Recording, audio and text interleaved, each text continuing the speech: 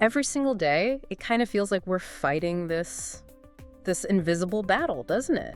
A constant struggle against rising prices. Wow. Groceries, rent, school fees, medical bills.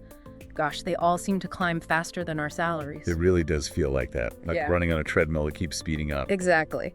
So the big question for most of us, with a steady job and maybe limited savings is, well, how do we actually get ahead? Yeah. How do we build real wealth without resorting to super risky day trading or chasing the latest crypto hype? That's the core challenge, isn't it? Well, the material you shared for this deep dive, it seems to point towards a surprisingly simple, consistent, and actually really powerful solution: systematic investment plans, SIPs. That's right. Often overlooked because they seem almost too simple. So our mission today is basically to unpack exactly why SIPs are being called the common person's secret weapon, how they tackle inflation, build wealth over the long haul, and potentially really transform your financial future. Sounds like a plan. There's a lot to dig into there.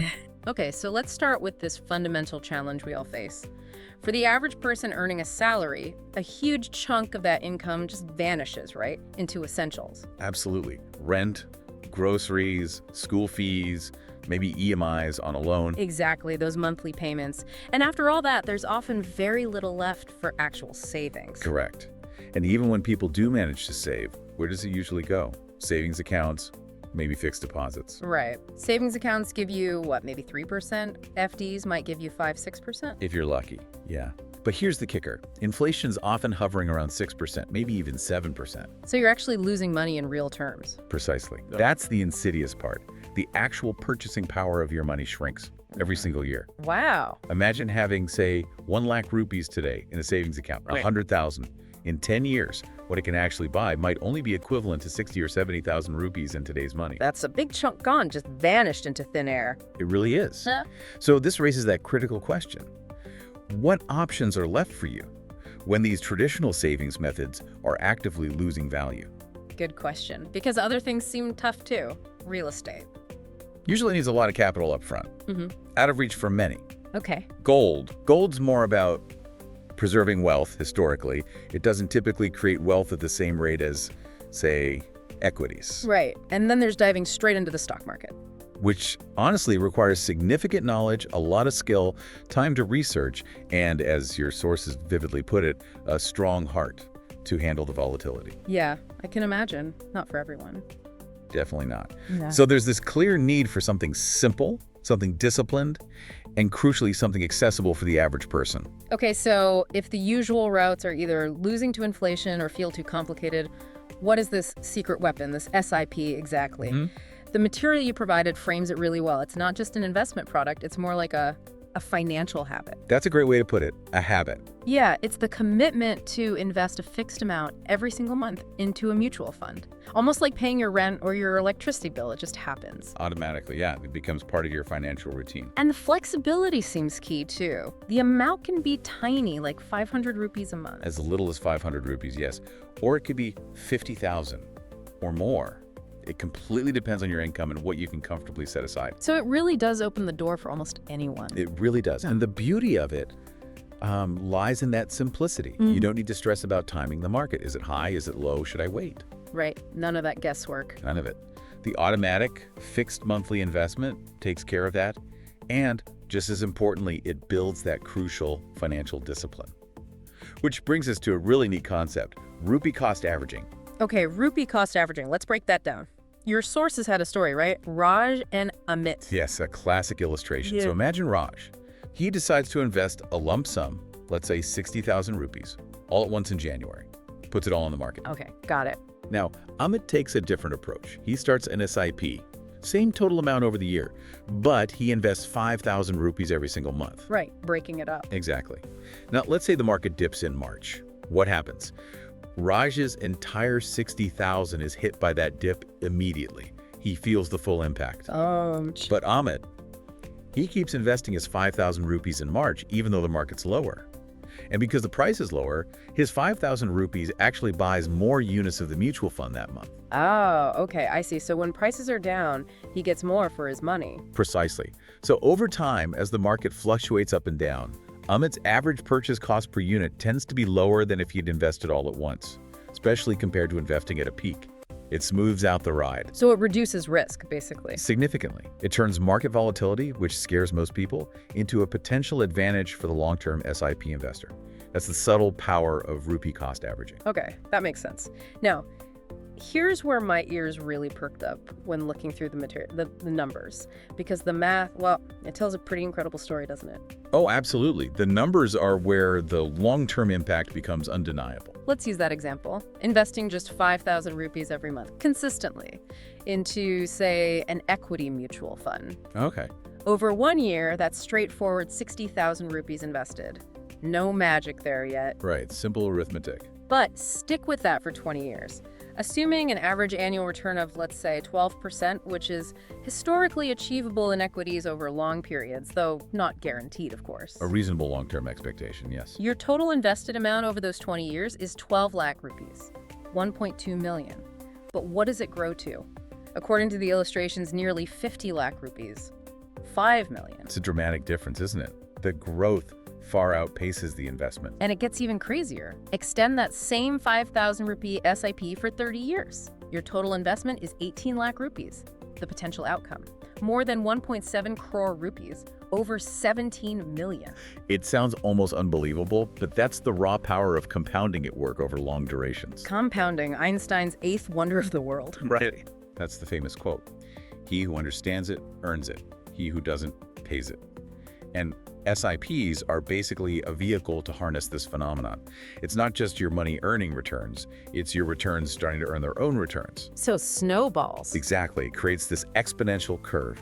It starts slow, almost imperceptibly, but over decades, it accelerates dramatically. Those small, regular investments, those tiny drops, genuinely can turn into an ocean over time. Let's put that in perspective. What if you put that same 5,000 rupees a month into a fixed deposit, an FD, at maybe 6%? Okay, good comparison. Over 20 years, that same 12 lakh invested in an FD at 6% would grow to only around 23 lakh rupees. 23 lakh versus almost 50 lakh with the equity SIP example. Less than half. Less than half. That's the opportunity cost of choosing lower return, safer options over the long term when you need growth. What about gold? People often compare it. Gold might average, say, 8% annually over long periods. Still better than an FD, perhaps around 35, 40 lakh in that scenario maybe. But generally, it still doesn't match the potential growth of equities harnessed through a disciplined SIP. So when people ask, why SIP, the answer seems pretty clear from a numbers perspective. It really is. It's arguably the most straightforward way for anyone, even with relatively small amounts, to participate in the potentially significant wealth creation engine of the equity markets over the long term. Okay, numbers are powerful, but the material you shared also highlighted something else, something about our psychology. Yes, the behavioral aspect. This is just as important as the math, maybe even more so for real-world success. Because we humans, we tend to make emotional decisions with money, right? Especially investing. Oh, absolutely. Fear and greed are powerful drivers. People get excited and buy high when the market's booming, often fueled by hype. FOMO, fear of missing out. Exactly. And then when the market inevitably corrects or crashes, fear takes over and they panic and sell low, locking in losses. It's a classic destructive pattern for retail investors. So how do SIs help with that? Brilliantly, actually. Because the core of SIP is automation. It takes your emotions almost completely out of the monthly investment decision. How so? Your 5,000 rupees, or whatever the amount is, gets debited from your bank account and invested into your chosen fund on a fixed date every single month, automatically. Regardless of whether the market is up, down, or sideways. Regardless of the news. Precisely. It doesn't care if there was a crash yesterday or a boom predicted for tomorrow. The investment just happens, like clockwork. So it forces consistency even when your gut might be screaming, wait, or sell. Exactly. It imposes discipline. This consistent, unemotional approach does two crucial things. It ensures you benefit from rupee cost averaging, as we discussed. Right. Buying more units when prices are low. And, perhaps even more importantly, it keeps you invested for the long term. Staying invested through market cycles is absolutely key to capturing the full benefits of compounding. Can you give an example? Maybe like that 2008 crisis? Perfect example. The 2008 global financial crisis was terrifying. Markets plummeted. Investors who had put in lump sums right before the crash saw huge chunks of their capital disappear, on paper at least. Many panicked and sold. Yeah, I remember the headlines. But think about the disciplined SEP investor. They were likely nervous too, but their automatic investments continued right through the downturn. Every month, their fixed amount was buying fund units at incredibly low throwaway prices. So they were accumulating assets on sale. Effectively, yes. And when the market eventually recovered, as it always has historically, those SIP investors who stayed the course weren't just back to even. Many were sitting on substantial gains because their average purchase price was so low. Wow, that really illustrates the point. It does. The simple, powerful lesson is consistency wins. Long-term SIP investors benefit enormously by staying invested through thick and thin, letting the system work for them, overriding those emotional impulses. Okay, theory and examples are great, but let's talk real life. Your sources had some stories, like Ramesh and Sunita. Yes, those stories really drive home the impact of time. So Ramesh is a school teacher. Back in 2003, he started a small SIP, just 2,000 rupees a month, in a diversified equity fund. And he just kept it going. For 20 years. For 20 years. By 2023, that consistent small investment had grown his corpus to nearly 25 lakh rupees. Not bad for 2,000 a month. Not bad at all. Now compare him with his colleague, Sunita. She saw Ramesh investing, maybe thought about it, but she waited. She delayed starting her own SIP for 10 years. 10 years is a long time in investing. It's huge. So she eventually started and invested in the exact same amount, 2,000 rupees per month. But because she only had 10 years of investment time instead of 20, her final corpus was less than half of Ramesh's. Wow. Same monthly amount, same fund maybe, but less than half the result just because she started later. Exactly. The critical difference wasn't the amount. It was the time the money had to compound. Every single year of delay, as your sources really emphasize, costs you potentially lakhs in future wealth. It really hammers home that saying, doesn't it? The best time to start investing was 20 years ago. The second best time is today. Absolutely. Don't wait for the perfect moment, because time is your most valuable asset in investing. Okay, this seems like a good point to tackle some common myths. People sometimes have misconceptions about SIPs, right? They definitely do. The material highlighted a few key ones. Let's bust them. Go for it. Myth number 1. Myth 1. SIPs are only for small investors. Completely false. While they're great for small investors, even high net worth individuals use SIPs. It's a smart strategy for systematically deploying capital, regardless of the amount. Okay, makes sense. Myth 2. Myth 2. SIPs guarantee returns. Big misconception. No, SIPs are invested in market-linked instruments, usually mutual funds. Their value goes up and down. What SIPs do is help manage risk through averaging and discipline, potentially leading to better average returns over time compared to erratic investing. But there are absolutely no guarantees on the percentage return. Important distinction. Market-linked means risk is involved. Okay, myth 3. Myth 3. SIPs are only for equity mutual funds. Also not true. You can set up an SIP in debt funds, which are generally lower risk than equities, or hybrid funds that mix both, or even in exchange-traded funds, ETFs. The mechanism works for various underlying assets. Good to know. And the last one. Myth 4. You need a large amount to start an SIP, perhaps the most damaging myth because it stops people from starting at all. As we mentioned, you can often start an SIP with as little as 500 rupees a month. 500 rupees? That's like, what, a couple of fancy coffees? Exactly. As your sources put it, the cost of just a few coffees can genuinely be the foundation of your future wealth. It removes that "I don't have enough to invest" excuse. Okay, myths busted. So it's not just about blindly putting money in. The sources also talk about being strategic, right? Aligning SIPs with goals. Absolutely. SIP isn't just fire and forget, though the automation helps. You should think about why you're investing. What's the goal? Like retirement versus saving for a house down payment. Precisely. If your goal is retirement, which might be 20 or 30 years away, you can generally afford to take more risk for potentially higher returns. So an equity fund SIP might be suitable. Makes sense.